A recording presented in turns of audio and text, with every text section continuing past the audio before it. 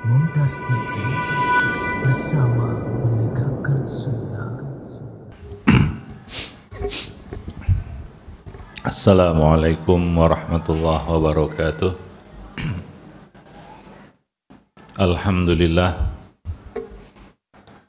Wassalatu wassalamu ala rasulillah wa ala alihi wa ashabihi wa mawalah. Wala hawla wala quwata illa billah, amma ba'du. Ibu-ibu sekalian, tadi kesini naik apa? Naik motor ya? Hati-hati ya. Di depan tadi ada kecelakaan ibu-ibu. Di depan saya pula. Lagi makan. Ibu-ibu harus waspada. Naik motor itu jangan ngebut-ngebut. Jangan kenceng-kenceng. Terus perhatikan itu adab tata krama di jalan raya. Kalau mau belok pasang sen, belok kiri sen kiri, belok kanan sen kanan. Ya. Spion itu ada fungsinya itu, Bu, untuk lihat kendaraan di belakang. Jadi mengendara itu yang penting itu konsentrasi, kehati-hatian, waspada, dan peduli ya dengan pengguna jalan raya yang lainnya. Ya, karena saya dengar dari orang-orang di sekitar itu, dia bilang ini jalan sering kecelakaan ibu-ibu. Ya ibu-ibu ya. Ya mudah-mudahan selamat. Taib. Alhamdulillah, pada kesempatan pagi ini kita kembali bertemu dan hari ini kita memulai pembahasan buku Mendidik Anak Tanpa Amarah. Sebenarnya buku ini dasarnya itu bukan khusus membicarakan mendidik ya, pendidikan, enggak. Makanya kita kasih subjudul di situ, Tip Cerdas Mengelola Emosi. Buku ini berasal dari tulisan saya juga, ya belum keluar sih, dan jadinya kayak gini. Judulnya Jangan Marah gitu ya. Jangan marah, itu dari hadis la taghdab gitu ya. Dulu kan ada buku Jangan Bersedih ya, atau gimana, La Tahzan. Lalu kita ingin buat buku Jangan Marah begitu ya. Cuma nggak keluar-keluar itu buku. Ya. Nah, terakhir kita mendengar banyak sekali kasus-kasus KDRT, terutama kekerasan terhadap anak yang dilakukan oleh orang tua. Ya, di mana kasus-kasus ini sebenarnya sangat memilukan, mengenaskan, memprihatinkan, dan menyedihkan. Kenapa? Karena anak-anak di sini jadi korban kekejaman, kebrutalan orang tuanya. Ada yang masuk rumah sakit, ada yang masuk kuburan. Orang tuanya masuk penjara. Ya, itu kasus banyak sekali terjadi itu. Dan rata-rata orang tua yang melakukan tindak kekerasan terhadap anak seperti itu dilakukan pada saat mereka marah. Ya, ketika orang tua itu marah, maka terjadilah tindak-tindak kekerasan terhadap anak yang berujung pilu, berakhir tragis. Para jemaah yang dimuliakan Allah, ibu-ibu pernah dengar juga ya banyak kasus seperti itu ya? Pernah nggak dengar, Bu? Betul nggak yang saya bicarakan nih? Dulu ada difilmkan lagi yang namanya Ari Hanggara ya, masih ingat ya? Ya. Itu dari orang tua juga ya, walaupun orang tua bukan kandung ya, tapi orang tua kandungnya juga ikut juga berperan di situ. Kasihan ya. Nah, sebenarnya banyak lagi anak-anak yang nasibnya sama seperti itu. Menjadi korban kekerasan orang tuanya. Baik itu kekerasan secara fisik maupun verbal. Kalau kekerasan fisik, ya mungkin sudah sering kita dengar. Kekerasan verbal ini lebih banyak lagi, Bu. Anak itu menjadi korban kekerasan verbal orang tuanya. Tahu ya kekerasan verbal maksudnya ya? Mengerti? Maksud saya kekerasan verbal itu. Yaitu kekerasan dengan kata-kata. Anak dikatakan begini, anak dikatakan begitu. Divonis ini, divonis itu, didoakan buruk-buruk, dikutuk, dicap anak durhaka, macam-macam lah. Itu kan kekerasan verbal namanya. Hati-hati, Bu ya. Apa yang kita lakukan terhadap anak itu, ini akan memberikan pengaruh yang sangat besar dalam kehidupannya ke depan. Ada trauma sindrom ya, trauma masa kecil itu. Yang mana kekerasan yang dilakukan terhadap anak waktu kecil itu akan menjadi memori dasar atau basic memory namanya pada anak. Apa maksudnya basic memory ini? Itu memori yang sebenarnya tersimpan tapi nggak muncul. Nah, ini sewaktu-waktu bisa muncul. Ya, memori dasar ini, ingatan dasar ini bisa muncul sewaktu-waktu. Berupa bisa jadi kelainan jiwa, Bu. Hati-hati. Ya, penyimpangan perilaku, gangguan psikologi, gangguan kejiwaan. Dan itu muncul nanti setelah dia dewasa. Waktu kanak-kanak dia mungkin diam, dia pendam. Biasanya anak-anak itu suka memendam, Bu. Maka jangan tertipu dengan diamnya anak. Anak itu diam bukan berarti wah anak ini nurut nih. Takut dia sama orang tua. Ada orang tua itu seneng anaknya takut sama dia. Bahkan jadi prestasi itu kalau anak itu takut sama dirinya. Hingga orang tua itu menjadi sosok yang menyeramkan ya. Tidak bersahabat bagi dirinya. Mungkin waktu kecil dia tertekan, tapi begitu dia menginjak dewasa nanti mungkin keadaan berbalik. Ketika ibu sudah tidak berdaya, sementara si anak sekarang dikdaya. Ini berbahaya ini. Maka kadang-kadang orang tua suka menyalahkan anak sepihak. Oh, ini anak nggak tahu diuntung, anak durhaka, keras kepala, suka ngelawan dan lain sebagainya. Padahal itu adalah hasil tarbiyah yang dilakukan oleh orang tuanya sendiri. Orang tua di sini sedang memetik buah dari biji yang ditanamnya. Ya, maka jangan buru-buru ngecap anak durhaka, ini terinspirasi maling kundang kali ya. Nggak ada cerita maling kundang dalam Quran, Bu. Maka kadang-kadang orang tua terobsesi dengan kisah-kisah maling kundang, sampuraga, apalagi itu, kisah-kisah rakyat lah. Ya, itu kan fiktif semua itu.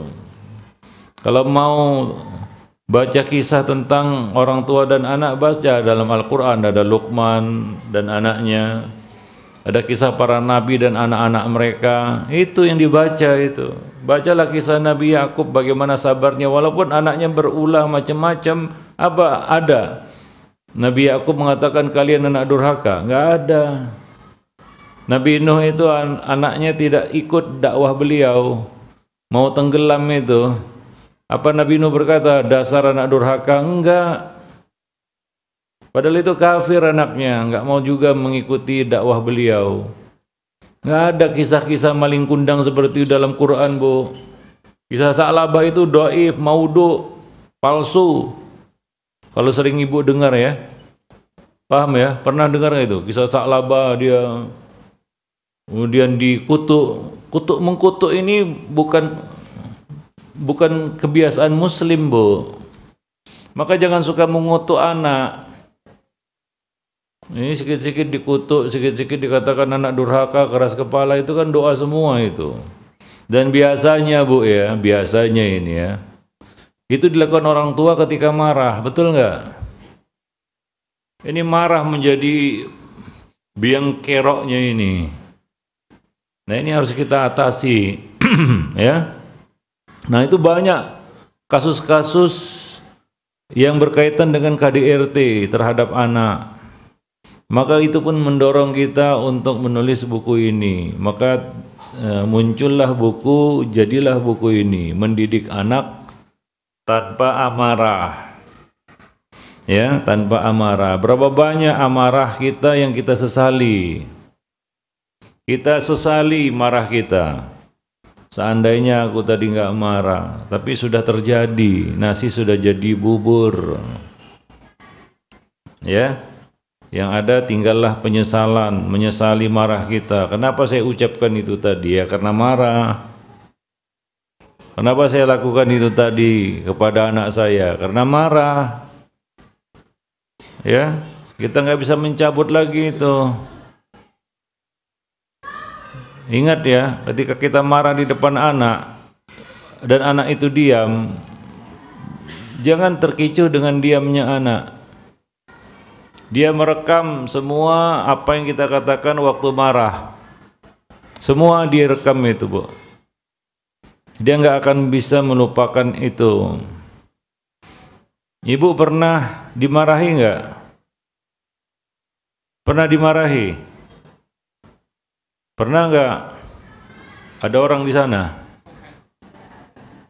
Saya tanya, ibu pernah dimarahi nggak? Ya jawablah. Macam nggak selera jawabnya. Belum makan ya, belum sarapan. Udah. Ya jawab, kencang jawabnya. Pernah dimarahi? Nah, itu baru paten. Enak nggak dimarahi, Bu? Tidak, bagus. Marah pernah, Bu? Pernah. Pernah marah ya? Nah, ya. Sekarang ada dua kondisi ini. Ibu dua-duanya pernah. Pernah marah dan pernah dimarahi. Mana yang lebih ibu ingat? Waktu dimarahi atau marah? Iya. Ini sudah terjawab ini satu-satu. Ibu akan lebih mengingat waktu ibu dimarahi. Kata-kata yang terdengar kan begitu ya. Aduh, apalagi sampai melukai hati itu. Itu nggak akan dilupakan mungkin seumur hidup itu. Ya. Tapi kalau ibu marah, ibu lupa. Begitu cepat ibu melupakan marah ibu. Masih ingat, Bu, waktu marah itu bilang apa aja? Nggak ingat, kita lupakan. Bahkan dikonfirmasi, kamu mengatakan begini. Oh enggak, aku nggak mengatakan begitu. Betul nggak? Makanya Nabi mengatakan tidak ada talak pada saat marah. Nggak jatuh talak pada saat marah. Kenapa? Karena dia tidak sadar ucapannya. Dia katakan talak, talak, talak. Begitu reda marahnya, sudah siuman dia dari marahnya, udah waras akalnya, dia mengatakan, ah enggak, saya enggak mentalak istri saya. Padahal tadi talak, talak, talak. Ya, dia lupa, dia enggak ingat apa yang dikatakannya waktu marah. Itu kecenderungan manusia. Tapi kalau dimarahi, ingat, Bu, bahkan mungkin sampai seumur hidup. Betul enggak? Nah, itu dia. Anak juga sama, Bu. Ketika kita marah, enak aja kita marah, puas kita kan, batin kita mengatakan wah puas gitu ya, bisa marah gitu ya. Ya karena puas marah itu memang untuk memuaskan nafsu, ya, nggak bisa dibedakan antara marah dan melampiaskan nafsu. Betty aja itu, tahu Betty? Beda tipis. Ibu marah biasanya untuk melampiaskan nafsu. Oh, Ustadz, marah saya karena Allah. Oh, jago. Itu kadang-kadang orang itulah dia ya. Dia juga nggak ngerti bagaimana marah karena Allah itu. Fikihnya marah karena Allah itu gimana? Dalam konteks apa dirinya waktu marah? Lalu dia katakan itu marah karena Allah. Ya, perlu ya kita katakan pengetahuan yang tinggi, pemahaman yang dalam hingga dia bisa mengatakan saya ini marah karena Allah. Ya. Dia harus paham, sadar apa yang diucapkannya. Dia paham dan sadar apa yang dilakukannya, dan itu tidak keluar dari keadilan. Kalau enggak, dia akan jatuh dalam aniaya alias zulm. Kebanyakan orang marah jatuh kepada apa? Hikmah atau zulm?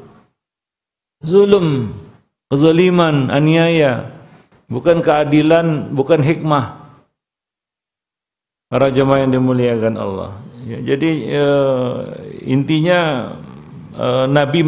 narasi dari Nabi itu jangan marah, betul nggak? Nggak pakai koma, titik, jangan marah. Nggak ada embel-embel lain. Karena yang kita perlukan cukup itu saja, jangan marah. Jangan katakan, wah marah itu perlu. Saya ini marah karena Allah ini. Oh, jago kali. Padahal dia nggak tahu marah karena Allah itu apa. Lalu dia klaim dia marah karena Allah. Mungkin nggak itu? Nggak mungkin. Para ibu-ibu sekalian, ya. Jadi narasi dari Nabi itu jangan marah. Nggak ada, kecuali nggak ada. Karena yang kita perlukan itu saja dulu. Jangan marah aja udah susah. Nggak usah pakai kecuali dulu. Ya. Nah, jangan marah aja dulu.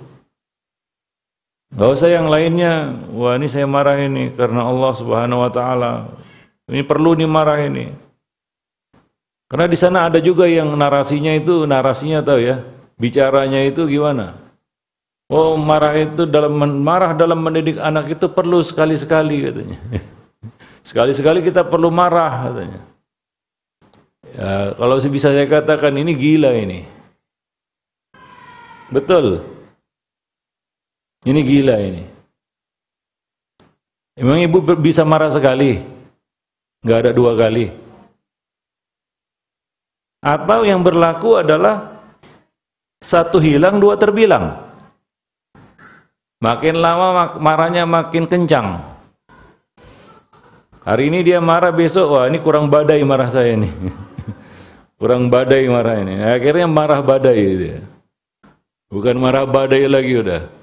Ya, puting beliung. Hari ini mungkin 1-2 patah kalimat dia marah, besok tambah lagi, besok 1 buku dia marah. Kan begitu. Marah itu seperti harga barang, seperti tarif tol, nggak pernah turun, naik terus. Hari ini ibu marah, besok apa dijamin nggak marah? Hari ini ibu marah, besok apa ada jaminan ibu nggak marah lagi? Gimana? Saya tanya dulu. Kenyataan di lapangan gimana? Kalau kita merasa saya perlu marah ini. Pertanyaan saya adalah apakah dia perlu saat itu saja atau besok marah lagi dia?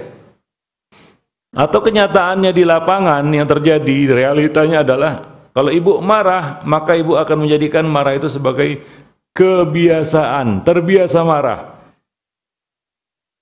Hingga menjadi tabiat. Ada orang tua seperti itu. Hingga kerjanya marah-marah aja sama anaknya. Udah terbiasa. Celakanya anaknya juga udah terbiasa dengan marah orang tuanya. Lebih celaka lagi dari itu, anak menirunya itu. Sehingga bagaimana? Puncaknya adalah marah-marah itu menjadi warisan keluarga. Tahu warisan keluarga? Turun-temurun itu. Ada itu satu keluarga itu ya, anak suami marah sama istri, istri marah sama suami, orang tua marah sama anak, anak marah sama orang tua, satu sama lain saling marah memarahi. Iya itu, ada kayak gitu tuh. Itu kan buruk sekali kalau terjadi di dalam rumah, Bu. Apa tradisi itu yang mau kita wariskan kepada anak-anak kita nanti? Ya. Nah, terakhir saya dengar kasus itu ya, seorang ibu ditusuk sama anaknya, anak remajanya 50 tusukan kali. Terjadi. Ketika dengar kasus itu, saya teringat lagi buku ini. Ini jangan-jangan ini karena anak ini dididik dengan cara yang kasar. Ternyata betul. Padahal netizen sudah, namanya netizen plus 62 kan gitu. Oh, udah menghujat anak ini aja itu, anak durhaka, nggak tahu diri apa. Iya, memang yang dilakukan oleh anak ini salah. Tapi yang lebih salah lagi ternyata orang tuanya salah didik ini. Dari kecil anak ini sudah menjadi pelampiasan objek kemarahan orang tuanya. Nah, tahulah orang tua kalau marah kan gitu ya, mana bisa santun. Mungkin awal-awal aja bisa santun, lama-lama enggak. Akhirnya keluarlah kata-kata mutiara, memang kamu anak yang enggak diharapkan. Oh, ya udah. Kecil-kecil dia dengar ini mungkin enggak ngaruh ya, atau mungkin enggak balas dia, karena masih kecil. Nah, begitu remaja orang tua ini lupa gitu ya, bahwa anaknya ini sekarang udah remaja. Ya dia masih pakai gaya yang sama, marah-marah. Akhirnya ya namanya manusia ya. Ada silap ya. Udah numpuk mungkin ya beban di hatinya. Ya, silap mata, hilang nyawa. Ya. Nah, demikian. Maka marah itu berakhir tragis. Ya. Ini bisa saja terjadi pada siapa saja. Ya, bisa saja terjadi pada siapa saja. Maka ini jadi pelajaran bagi kita ya. Anak itu kalau dididik dengan kasar, ya jadi kasar. Dan biasanya kasar itu muncul salah satunya karena marah. Biasanya orang marah itu cenderung kasar itu. Ibu pernah marah ya? Bisa nggak marah sambil senyum? Coba praktekkan sekarang. Ibu marah nih tapi memberikan senyum gitu. Coba gabungkan itu. Ibu marah-marah ini, marah badai sambil senyum-senyum gitu. Coba praktekkan. Nggak bisa ya? Susah. Kenapa? Kenapa susah itu dilakukan? Ibu marah-marah, marah badai ini sambil senyum-senyum gitu, memberikan senyuman. Coba lakukan. Di depan cermin. Karena hal itu apa? Kenapa susah? Karena dua hal itu kontradiktif. Ya, antara santun dan marah itu dua hal yang kontradiktif. Kadang-kadang nggak ketemu dia. Nggak bisa ketemu itu. Kita harus pilih salah satu. Marah pasangannya kasar. Ya. Marah pasangannya kasar, sabar pasangannya santun. Ya, biasanya seperti itu pasangannya itu. Ibu sabar, ibu bisa tersenyum. Betul nggak? Iya, sabar dalam senyuman kan begitu ya. Tapi kalau marah nggak bisa. Ya, coba orang tuh marah bagaimana mukanya? Harusnya kalau sedang marah difoto gitu ya. Ya, biar tahu dia marah itu. Pernah nggak lihat orang marah di foto, Bu? Di video atau di foto lah. Gimana itu kira-kira ekspresinya? Hilang, kalau dia cantik hilang cantiknya. Kalau jelek tambah jelek. Ya kan? Kalau jelek tambah jelek itu. Kalau cantik hilang cantiknya. Para jemaah yang dimuliakan Allah. Ya, jadi banyak sekali kerugian-kerugian yang terjadi karena marah. Maka dari itu hadis Nabi jelas, jangan marah, jangan marah, jangan marah 3 kali. Walakal jannah itu motivasi untuk lebih mendorong kita tidak marah. Kenapa? Balasannya surga. Ya, jadi 3 kali Nabi mengulangi itu perkataan itu kepada seseorang, jangan marah, jangan marah, jangan marah. Biasanya orang itu marah karena dia merasa apa? Kalau nggak marah berarti saya lemah katanya.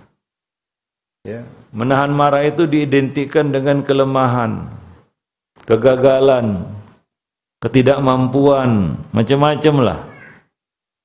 Ya, hingga dia nggak mau kalah itu, nggak mau dibilang lemah supaya terlihat kuat, maka dia pun marah.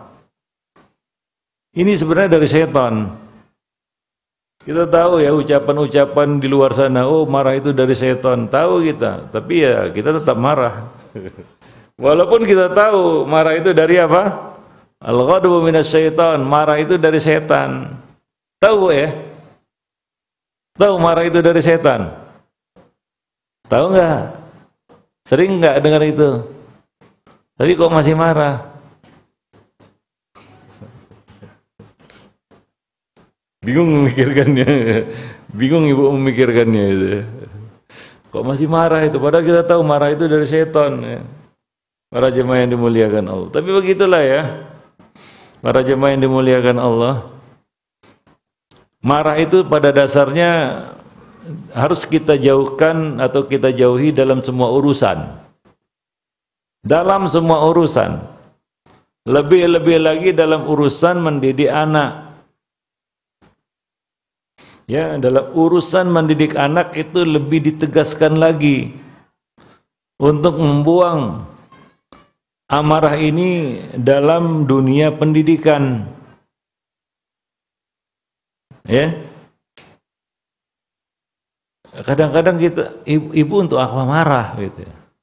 Karena yang dituntut dari kita kan lakukan saja tugas mendidik. Hasil bukan di tangan kita, Bu. Makanya Nabi Nuh enggak marah-marah kepada anak itu, tapi Nabi Nuh tetap mendakwahinya, sabar mendakwahinya, menasihatinya. Ya. Anak beliau yang enggak mau naik perahu itu.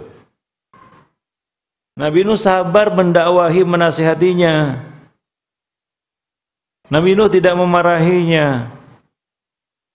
Kecuali kita terobsesi dengan hasil gitu ya. Kita terbebani dengan hasil. Nah, hidayah kan di tangan Allah Subhanahu wa taala, bukan di tangan kita. Lakukan saja apa yang menjadi tugas kita sebagai orang tua, yaitu mendidik. Hasil serahkan sama Allah Subhanahu wa taala. Ya. Ya, kadang-kadang sudah kita berusaha semaksimal mungkin, namun hasilnya tidak seperti yang kita harapkan. Bisa saja terjadi itu. Ya. Para jemaah yang dimuliakan Allah. Wallahu a'lam bishawab. Jadi kita tulislah buku ini karena banyaknya kasus-kasus yang terjadi, yang semuanya itu kalau kita telusuri biang keroknya adalah amarah. Ya, biang keroknya adalah amarah yang diikuti, diperturutkan ya di dalam bab mendidik anak. Wallahu a'lam bishawab. Maka kita tulis judulnya dengan highlight jelas, mendidik anak tanpa amarah. Ada subjudul namanya judul kecil ya di sampul buku itu, yaitu tip cerdas mengelola emosi. Ini mengisyaratkan sebenarnya bahwa masalah ini bukan hanya di dalam bab pendidik, tapi menahan amarah itu perlu dilakukan di dalam semua sendi-sendi kehidupan. Dalam menjalin hablun minan nas. Dimanapun kita berada, ya, baik di rumah, di pasar, di jalan raya, di masjid, dimanapun, ya, menahan emosi itu adalah perkara yang sangat perlu, ya. Bahkan ini merupakan salah satu pilar di dalam membangun hablun minan nas, yaitu kita bisa mengendalikan emosi kita.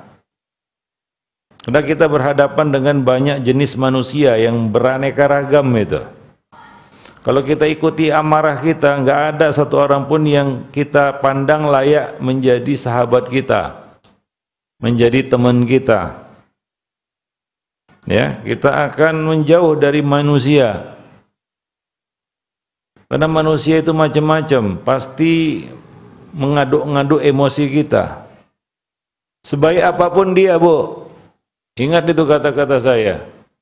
Ibu pernah nggak berteman dengan orang baik? Ibu punya teman baik. Maksudnya teman baik di sini teman orang baik. Anak soleh kata orang sekarang. Ya, Bu. Kadang-kadang jengkel nggak sama dia?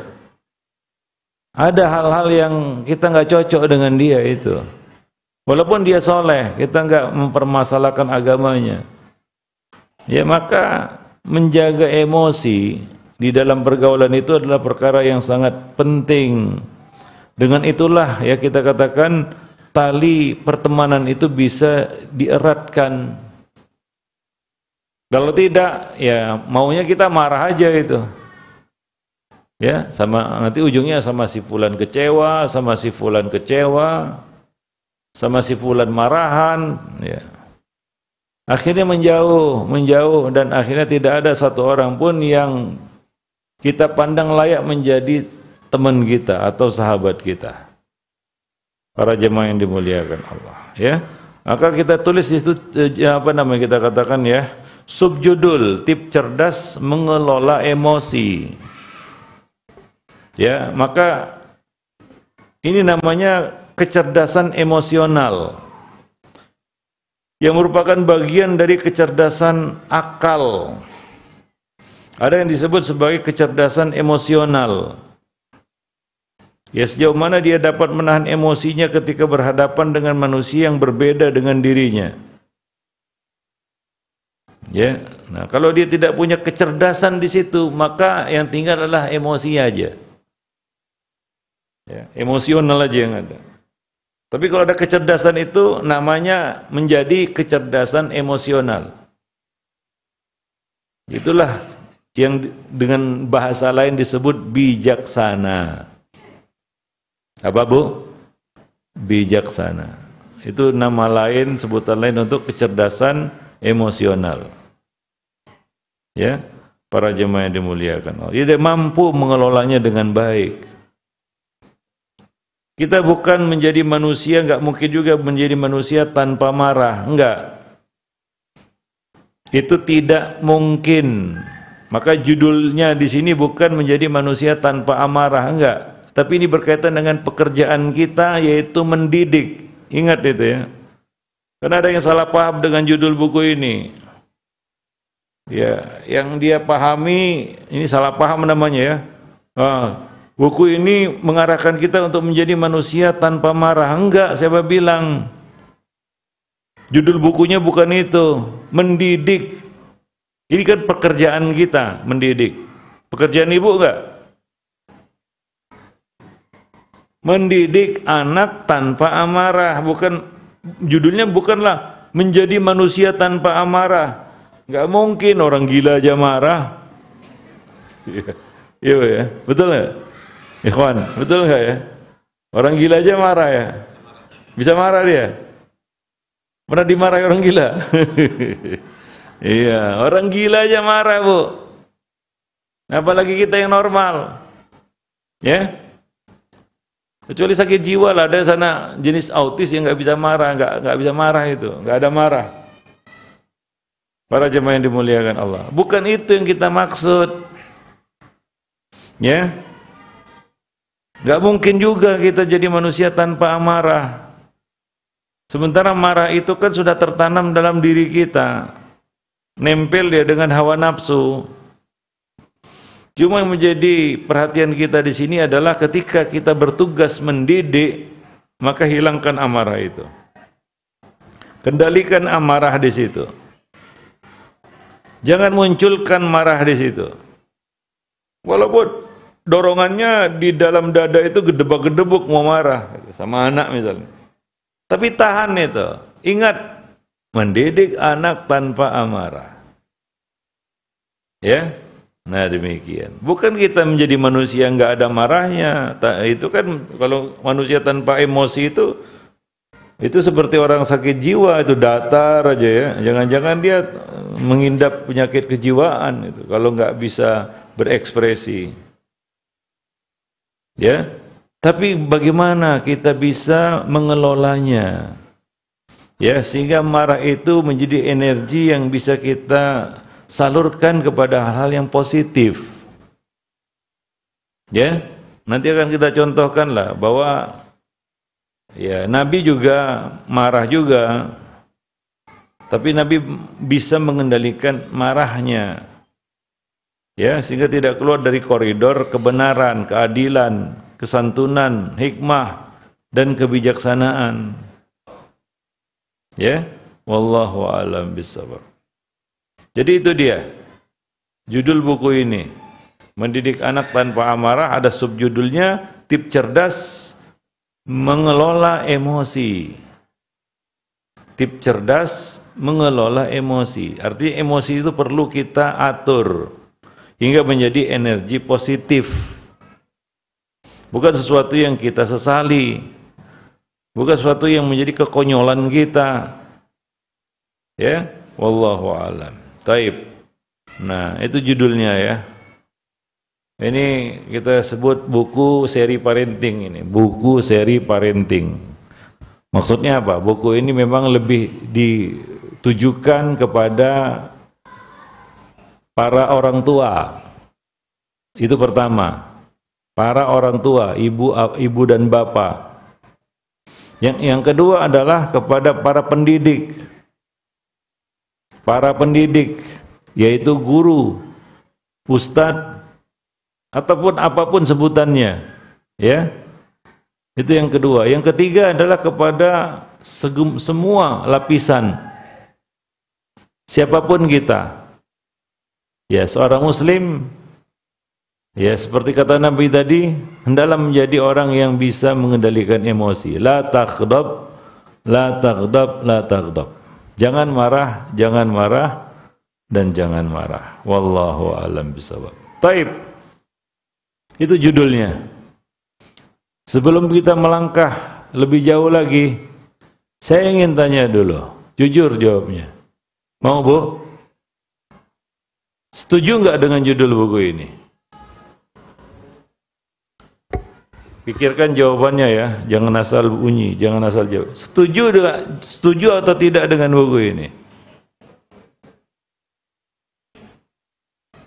Saya tanya yang tidak setuju, coba angkat tangan atau bersuara. Ustaz, saya tidak setuju, silakan. Ada nggak? Jangan takut, nggak apa-apa.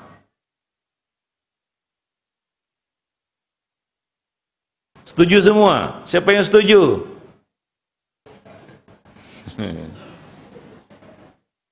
Maka secara aklamasi judul buku ini disetujui.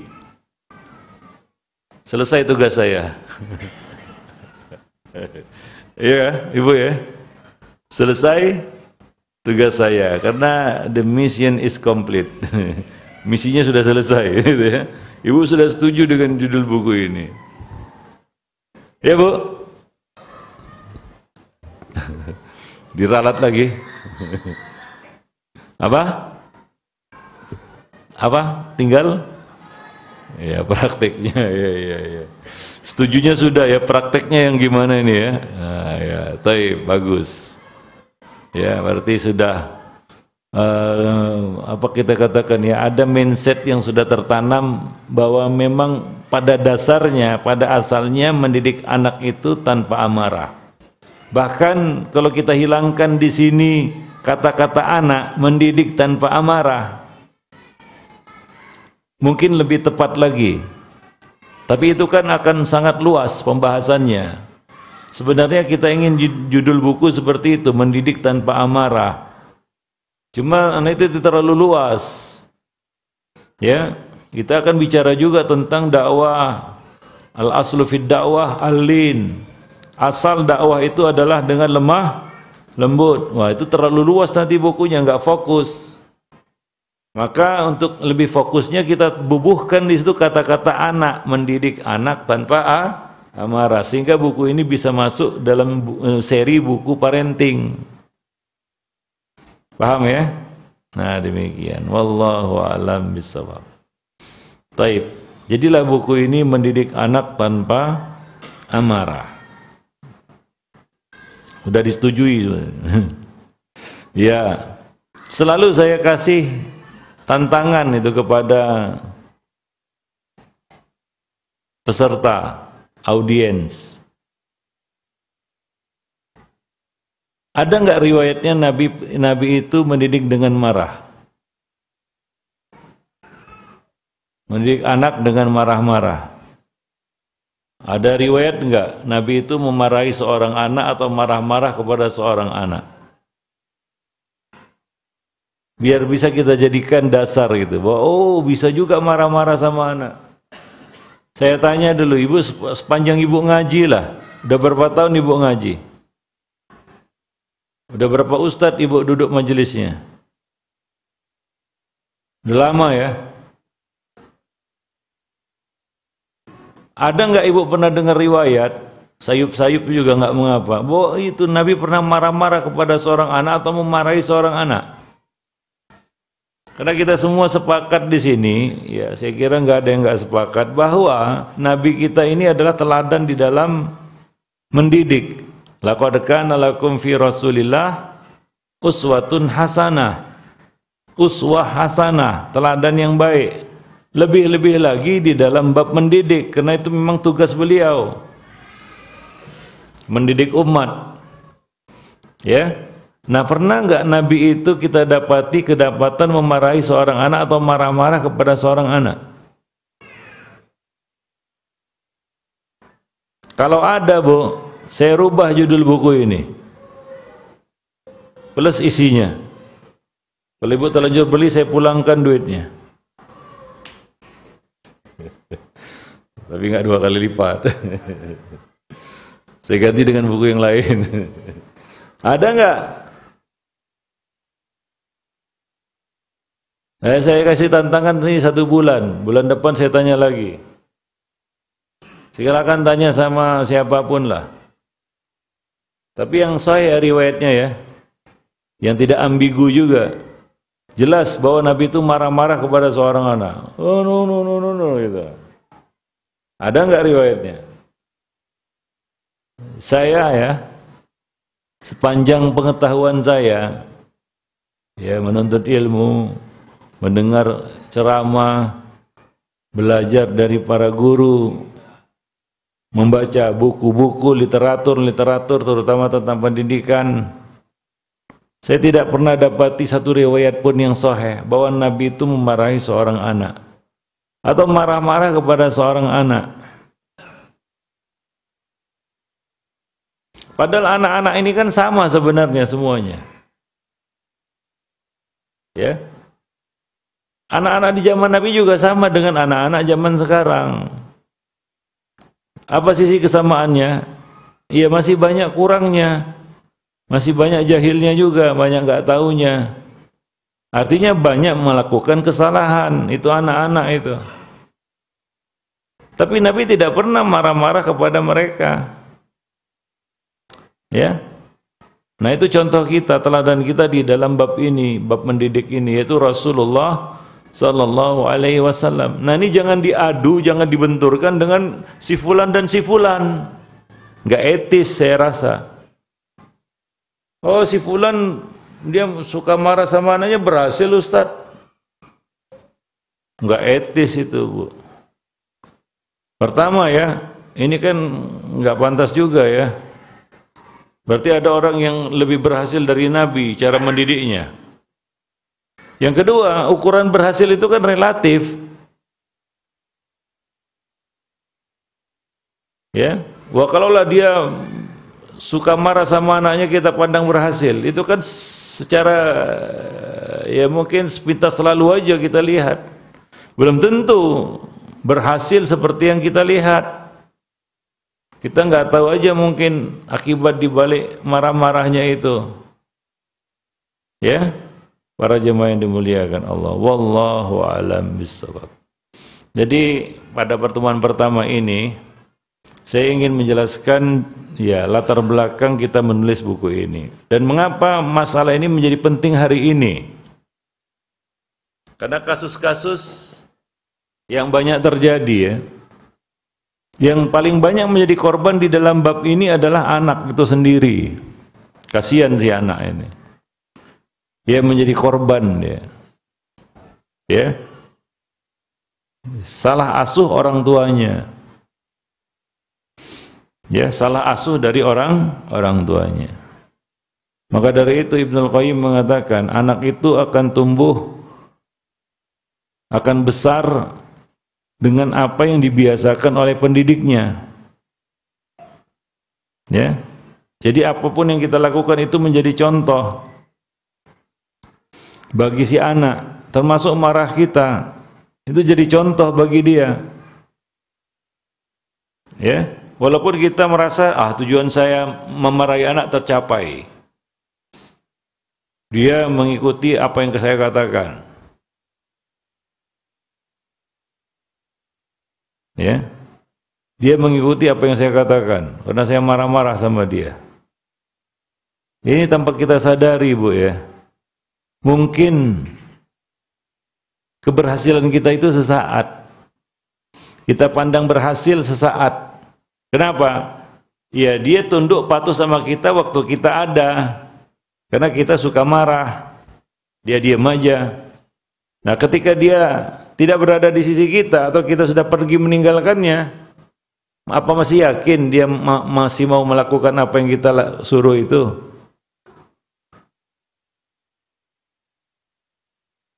Gak usah nunggu kita pergi, Bu.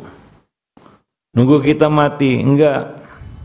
Kadang-kadang para jemaah yang dimuliakan Allah, kita belum mati aja, dia sudah meniru marah kita.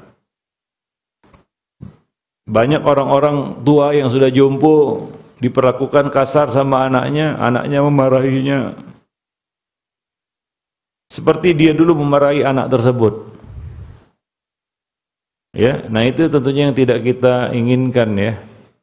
Jadi marah kita itu ternyata ditiru sama anak-anak kita. Ya, nah demikian. Itu kerugian, salah satu kerugian lah yang muncul karena ya amarah tadi ya. Wallahu a'lam bishawab. Baik. Jadi itulah dia yang melatar belakangi kita menulis buku ini ya. Mudah-mudahan buku ini bisa bermanfaat bagi kaum muslimin ya secara khusus dan bagi umat manusia secara umum. Wallahu a'lam bishawab. Baik. Nah, daftar isi ya. Ada muqaddimah dan selanjutnya. Ibu sudah punya bukunya enggak ini? Nah, saya bicara bukunya, Ibu pegang bukunya enggak?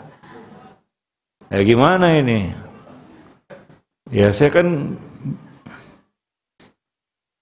susah nanti. Saya sebut halaman sekian. Ibu buka apa? Ibu lihat apa? Ibu bayangin apa?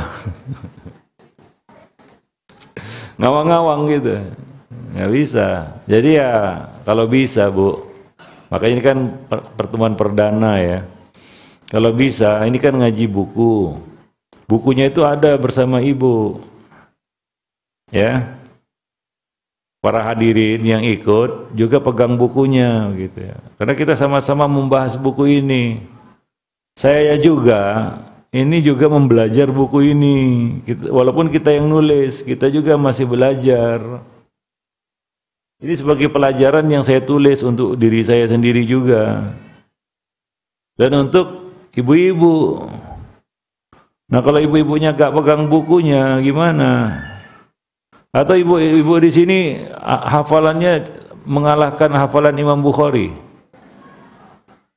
Sekali saya sebut gini udah hafal langsung gitu, nggak perlu buku. Enggak ya? Enggak. Maka kalau bisa Pertemuan selanjutnya nanti ibu-ibu sudah pegang bukunya dan bisa menjadi bahan diskusi bersama pasangan ibu, bersama suami di rumah, diskusikan. Karena kita ini kan di dalam rumah tangga saling isi mengisi, saling ingat mengingatkan, bahu membahu. Kadang-kadang suami kita yang marah-marah, kita yang menenangkan, menetralisirnya, atau sebaliknya nanti kita yang marah-marah, suami yang menenangkan. Nah, kalau ya kita katakan keduanya punya visi dan misi yang sama, satu derap dan langkah, itu akan menjadi mudah untuk saling menasihati, ya, saling mengingatkan satu sama lainnya. Kalau tidak, nanti ujungnya berbantah-bantahan saja. Ya, nah demikian. Wallahu a'lam bishawab. Jadi nanti kita bahas sampulnya dulu lah ya. Sampul buku ini.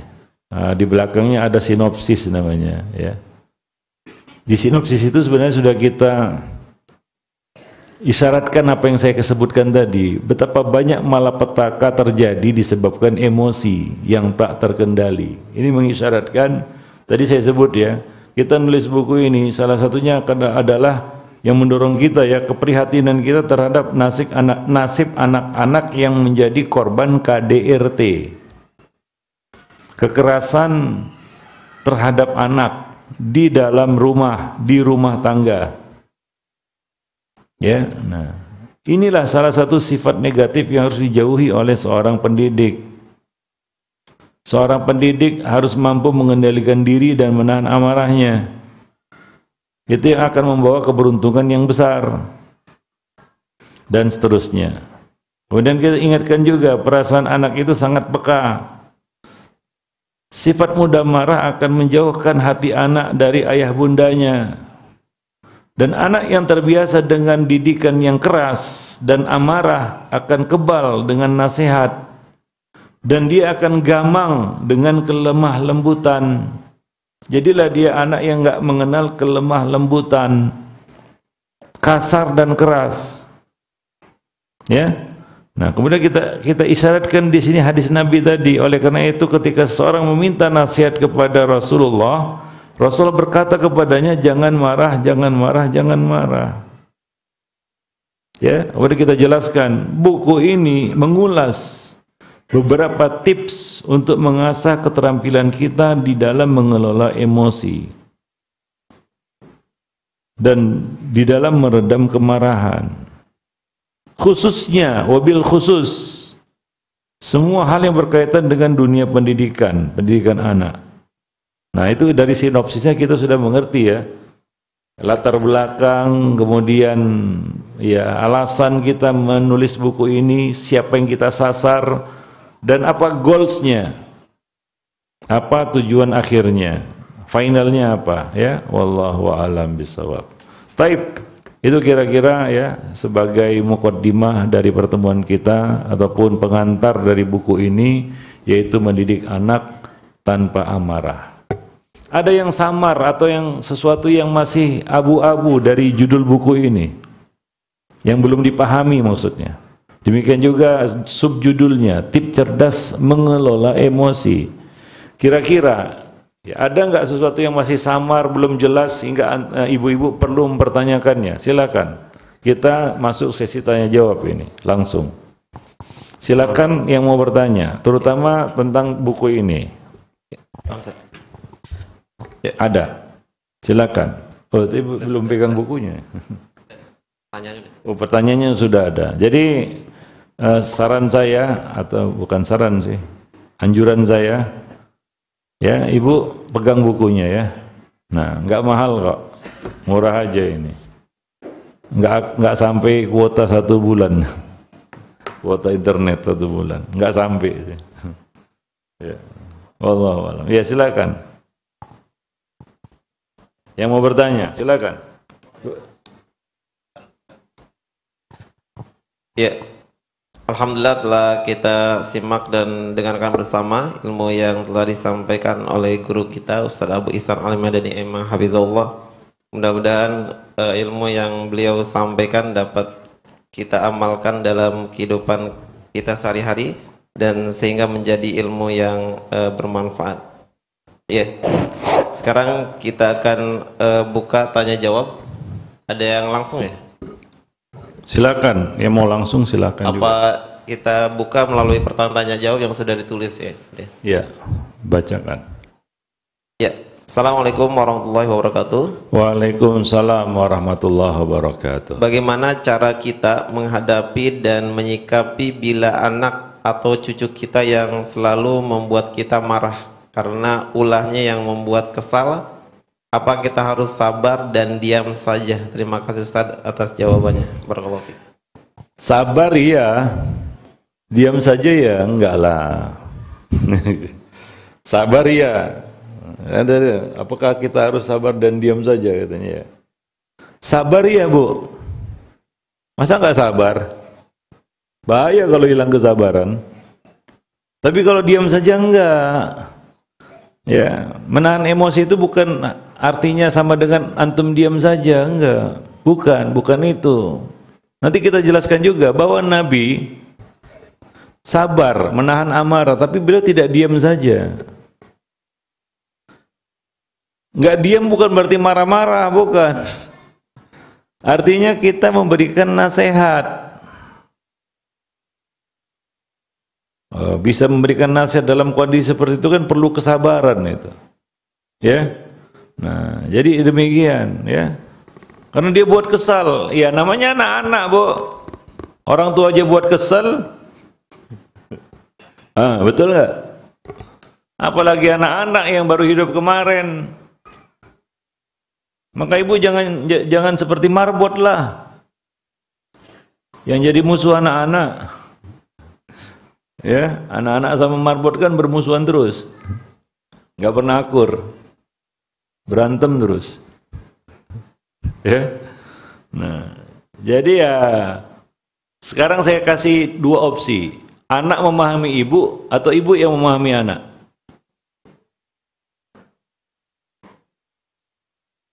Pilih mana, Bu? Apa anak yang ibu paksa untuk memahami ibu, apa yang ibu inginkan, apa yang ibu maui, atau kita yang memahami anak? Tolong dijawab. Yang pertama atau yang kedua?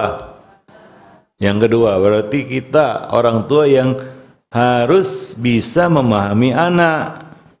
Karena kita yang lebih lama hidup di dunia ini dari dia. Akal kita lebih sempurna, pengalaman kita lebih banyak. Maka kita lah ini para orang tua harus memaklumi, memahami anak. Bukan anak yang dipaksa untuk memahami orang tuanya. Ya, nah demikian. Anak itu identik dengan salah, Bu, jangan silap. Anak itu sama dengan salah. Ya. Apa ibu mengharapkan dari Allah dapat anak yang serba tahu begitu ya, sudah tahu semua dan sudah bisa semua, sudah komplit begitu? Anak kita kan bukan malaikat. Kita juga bukan. Ya. Nah, demikian. Artinya kita harus bisa lebih siap menerima segala kekurangan pada anak. Iya. Dengan segala tingkah polanya. Memang Bu, waktu masih kecil-kecil lucu-lucu, unyu-unyu ya. Nah, begitu sudah agak besar sedikit kan ibu mulai emosi itu. Ini kok sudah gede kayak gini gitu. Ya kan? Para jemaah yang dimuliakan Allah, wallahu a'lam bissawab. Ya, nah maka perlu kita mengkaji dan membahas buku ini supaya kita lebih mengerti itu ya. Ya, mengerti tentang anak dan mengerti kenapa kita harus mendidiknya tanpa amarah. Ya mungkin ada yang tergambar di dalam benak para ibu-ibu sekalian, saya mau tegas Ustaz sama anak saya. Tegas itu tidak sama dengan marah. marah itu tidak identik dengan tegas. Kalau marah berarti tegas, enggak identik. Bahkan yang lebih identik dengan marah adalah marah itu sama dengan ngawur. Itu baru ngaco, ngawur, nah itu dia. Ngasal. Itu yang identik dengan marah itu bukan tegas. Karena ada juga yang mengidentikan marah sama dengan tegas. Betul nggak? Ada itu sering, pasti akan ditanyakan juga nanti itu, Ustaz gimana tuh marah itu? Saya katakan kalau marah itu sama dengan tegas, kenapa Nabi mengatakan jangan marah? Berarti Nabi melarang tegas? Nggak identik, Bu. Marah itu dengan tegas. Tegas itu bukan seperti itu diaplikasikan. Ya, aplikasi tegas itu bukan dengan marah. Nanti ada datang contoh-contohnya bagaimana Nabi itu tegas. Tapi Nabi menahan amarah, menahan emosi. Wallahu a'lam bishawab. Itu termasuk salah satu kekeliruan berpikir sebagian orang yang mengidentikan marah dengan tegas. Kalau marah berarti itu tegas itu. Wih, dia orang tua yang tegas. Kenapa? Marah-marah dia. Enggak. Kalau saya mengatakan itu orang tua yang ngawur, bukan tegas. Ya. Nah, wallahu a'lam bishawab. Ada lagi yang mau bertanya, silakan lanjut. Ya. Jazakallahu khairan atas jawabannya. Ya, kita buka kembali pertanyaan selanjutnya dari pertanyaan secara langsung. Ustaz, saya kerja di perusahaan yang lingkungannya selalu dipenuhi dengan teman dan bos yang mudah marah. Sering saya tahan namun terlampiaskan di rumah ke anak. Apakah saya harus pindah kerja dan bagaimana cara menyikapi lingkungan tersebut? Ya itu lingkungan yang nggak baik lah berarti ya. Lingkungan yang nggak kondusif itu, nggak mendidik gitu ya. Ya susah untuk tidak terkontaminasi gitu ya. Seperti orang yang kerjanya di pasar pasti kalau bicara bengok-bengok nggak bisa pelan. Kenapa? Ya dia hari-hari di pasar teriak-teriak kan gitu ya. Artinya apa? Pekerjaan orang itu berpengaruh kepada perilakunya dan itu benar. Makanya Nabi tidak menyamakan, membedakan antara pengembala kambing dengan pengembala onta. Itu dua profesi ya, walaupun mirip-mirip. Cuma bedanya yang satu yang digembalakan kambing, yang satu yang digembalakan onta. Ya, Nabi menjelaskan bahwa pengembala kambing ini cenderung lebih lembut gitu ya, daripada pengembala onta yang kasar. Karena berbeda hewan yang digembalakan. Kambing kan cenderung apa? Nurut kan begitu ya. Nah. Nggak banyak tingkah. Itu kambing. Kalau onta kasar, maka pengembalanya juga kadang-kadang harus lebih kasar daripada ontanya. Gitu. Makanya penggembala onta itu lebih kasar ya. Beda dengan penggembala kambing. Itu kan beda profesi aja itu. Artinya juga profesi itu memberikan pengaruh pada diri kita. Iya betul. Makanya itu sampai ke bawah-bawah tadi sampai ke rumah. Kenapa yang kita lihat itu nggak bisa hilang sebenarnya dari rekaman kita, rekaman otak kita nggak hilang dia. Apalagi Bu ya, apalagi kita yang dimarahi itu pasti terlampiaskan di rumah itu. Kita cari kambing hitam itu. Nah, tadi dimarahi sama atasan di kantor. Pulang kan masih sebel ya, hati itu masih bergejolak. Nah kita cari pelampiasan itu, orang-orang yang bisa kita lakukan sama seperti kita diperlakukan. Makanya saya katakan, orang yang dimarahi itu tidak akan bisa melupakan apa-apa yang dikatakan oleh orang-orang yang marah padanya. Ya kan? Wallahu a'lam bishawab. Ya apa perlu cari? Ya kalau saya sih perlu. Kalau ditanya, apa pertanyaan tadi? Apa perlu pindah pekerjaan itu ya, cari ya perlu. Kalau kita tidak ingin terkontaminasi dengan lingkungan yang nggak baik, Carilah lingkungan kerja yang lebih baik, ya. Nah demikian. Rezeki tidak selebar daun kelor, gitu. Artinya luas, apa namanya, bumi Allah ini. Kita bisa mencari rezeki dengan cara yang lain mungkin dan yang lebih kondusif bagi diri kita, terutama bagi hati kita. Wallahu alam bisawab. Kasihan kan itu anak, Bu. Dia nggak tahu menahu, nggak tahu apa-apa, cuma jadi pelampiasan objek kemarahan kita. Yang kita kesel itu di luar sana, sama atasan kah, sama ini kah, sama orang kah, ya. Wallahu alam bisawab. Itu lebih buruk lagi kalau terbawa-bawa sampai ke rumah. Ya. Ada lagi, silakan. Jazakallah khairan Ustaz atas jawabannya. Kita buka kembali pertanyaan selanjutnya.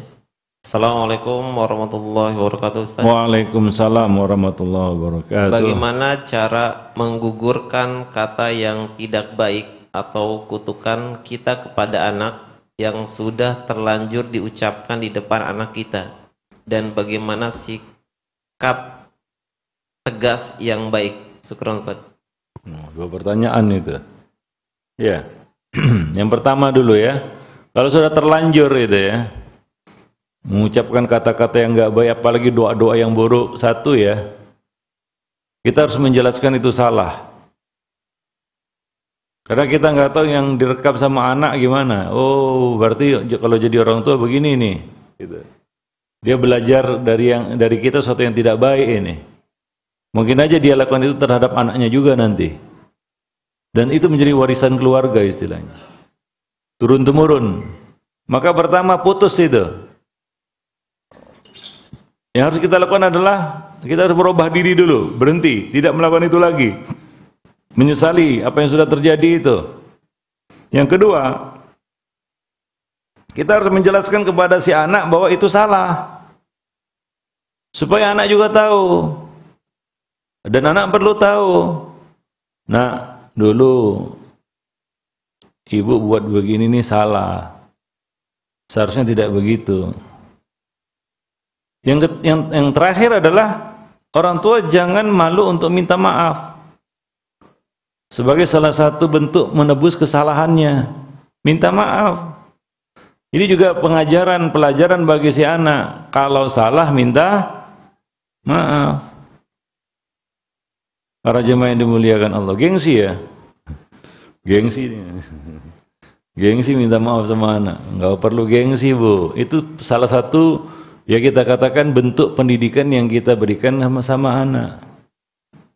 Oh jatuh harga diri saya Ustadz, wah, ya jangan kemakan gengsi lah, istilahnya bimas, biar mati atau asal setan, asal gaya gitu, gaya jadi orang tua ya. Padahal salah melulu. Wallahu a'lam bishawab. Nah, demikian ya. Yang kedua, contoh yang tegas. Ya nantilah, sabar. Ini kalau diikuti pertanyaan diborong terus semua ini isi bukunya. Ya. Pahami dulu ini, eksekusi dulu ini ya, jangan marah. Nanti akan ketemu itu, bagaimana tegas itu. Yang lain. Ya. Jazakallahu khairan atas jawabannya. Buat kembali pertanyaannya. Ya, saya jawab aja lah, mungkin penasaran ibu-ibu ini. Gimana? Apa tadi terakhir katanya? Apa bagaimana sikap tegas yang baik, Ustaz? Sikap tegas yang baik. Yang baik.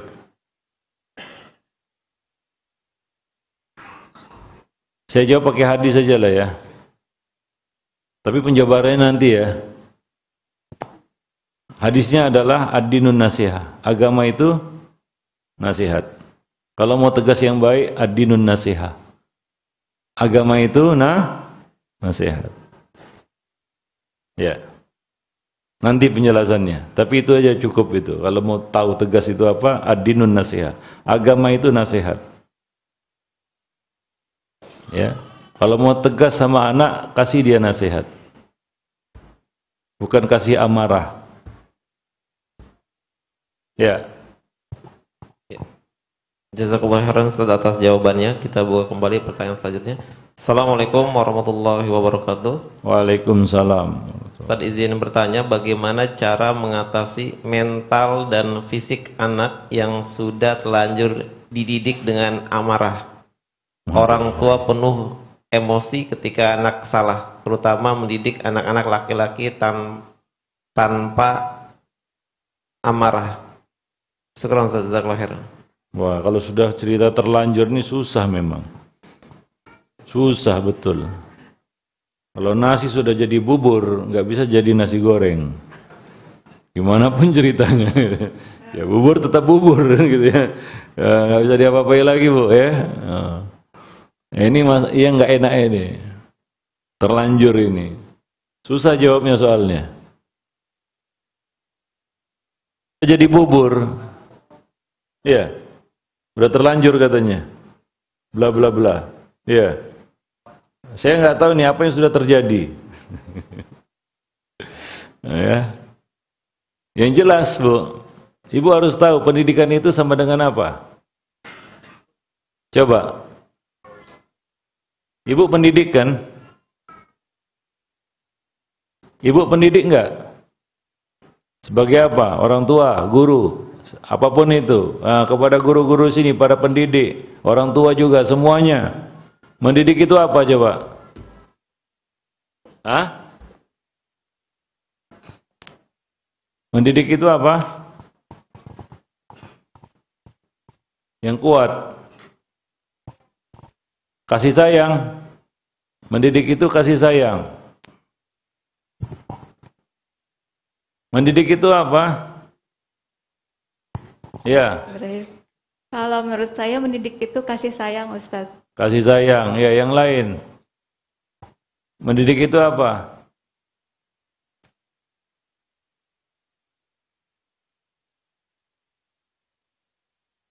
Ada yang mau jawab lagi yang lain? Mendidik itu kasih sayang, ya. Mendidik itu memberi arahan, mengajarkan arahan, mana yang mengajarkan. baik dan mana yang benar, yang salah. Oh itu, ya. Mengarahkan, mengajarkan mana yang baik dan mana yang salah, gitu ya. Itu mendidik ya. Ya, yang lain. Yang lain, jawab. Apa mendidik itu? Kalau ibu mendidik pasti bisa jawab lah. Udah pasti ada di benak itu, tinggal bunyi aja aturannya. Memberikan contoh yang baik terhadap anak. Memberikan teladan yang baik. Itu ya. Ya. Yang lain. Ya, ini ikhwan-ikhwan, guru-guru, mendidik itu apa? Kan orang tua juga kan di rumah kan. Guru kan di sekolah. Atau belum kawin? Biar kita kawin kan. Ibu, mendidik itu apa? Menurut saya, mendidik itu adalah ibadah. Mendidik ibadah ya. Iya. Iya. Yang mendidik itu ibadah ya. Itu aja. Itu aja. Mendidik itu ibadah. Selesai. Oke, ya. Yang lain. Biar yang lain dengar juga. Ya supaya ibu ikut interaktif juga. Ngaji ini juga bukan duduk datang dengar diam. Tok. Kalau diminta untuk partisipasi ikut coba. Bismillah. Iya. Dari anak, mendidik itu adalah suatu usaha untuk mewujudkan anak-anak sesuai Al-Quran dan Hadis. Untuk usaha jadinya. Iya, usaha. Ini PT berarti ini ya. Bukan perusahaan terus. Usaha itu ikhtiar itu ya. Ya. Ikhtiar untuk apa? Untuk apa tadi? Untuk ya enggak untuk apa-apa. Ya ikhtiar lah, ikhtiar untuk yang baik lah ya. Yang lain?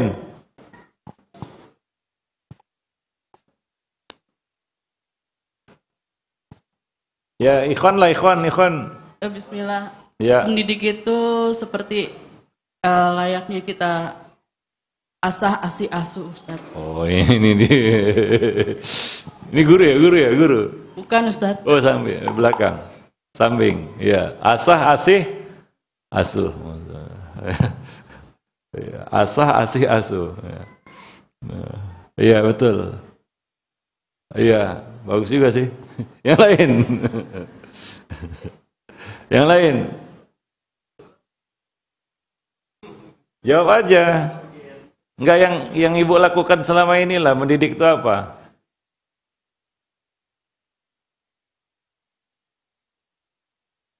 Mungkin ada yang jawab mendidik itu sama dengan antar jemput anak sekolah, kan itu bisa juga. Yang dilakukan tiap hari. Apa Bu? Mendidik? Nggak ada lagi? Ya udahlah. Nggak ada kan? Sudah. Saya lah ya, giliran saya ini ya. Mendidik itu adalah riwayat, Bu.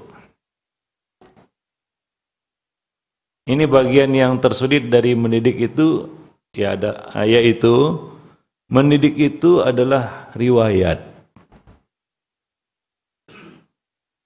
Maka ada yang disebut sebagai riwayat pendidikan. Kenapa mendidik itu berat? Karena dia adalah riwayat. Yang harus kita jalani gitu. Dari 0 tahun sampai mungkin 20 tahun.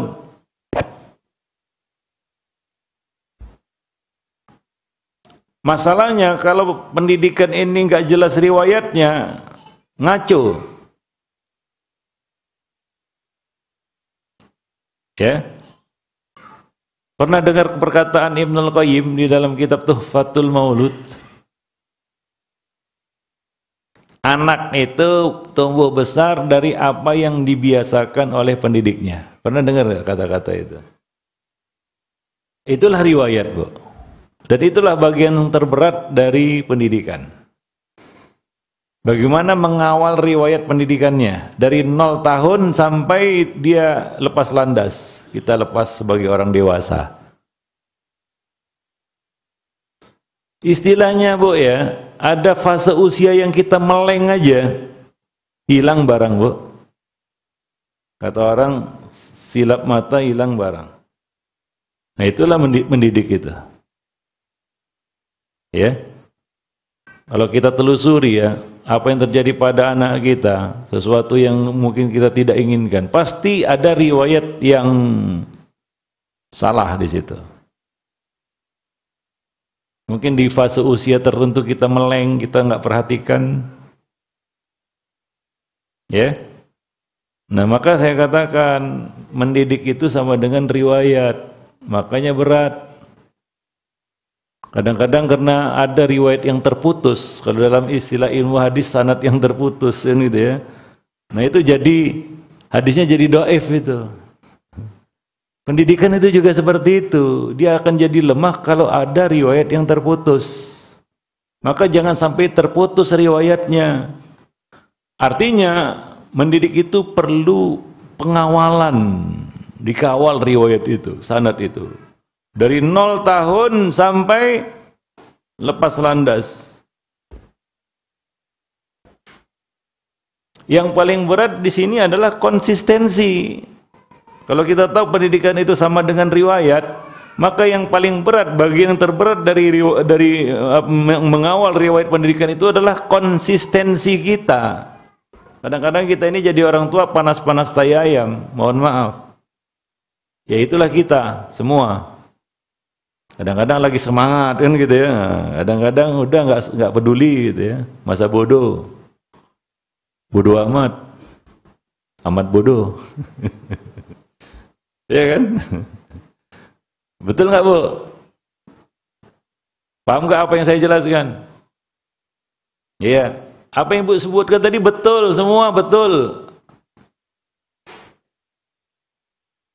Nggak ada yang salah. Tapi kesimpulan semua itu adalah kita pahami bahwa riwayat pendidikan itu sama dengan riwayat. Seperti sebuah cerita, riwayat. Ya.